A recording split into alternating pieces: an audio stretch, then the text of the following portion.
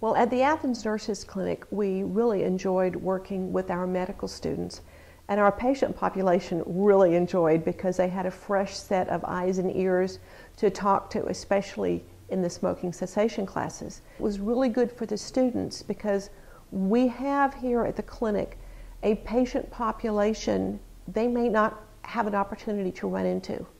We have a population of multi-generational poverty, as well as those newly impoverished. We have a high percent of homeless, or what we call imminently homeless, which means they could within 24 hours lose the place they're staying. And when you are middle class or upper middle class, you may not have ever met someone who could pack up all of their possessions and be gone in 4 hours.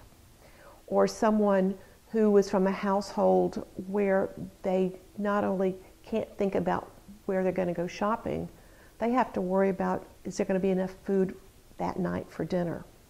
So we have a population at the clinic of patients who are indigent, who are sometimes homeless, sometimes they're living with family members. They are an average maybe 9th grade education. They avoid being tested for certain disease processes because they don't want to know the outcome.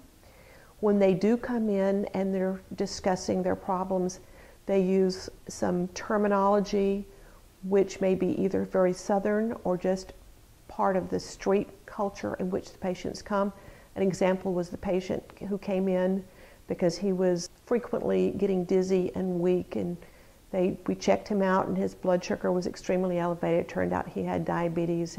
And the medical student said, well, how long have you had diabetes? And he said, I ain't got diabetes, I got the sugar.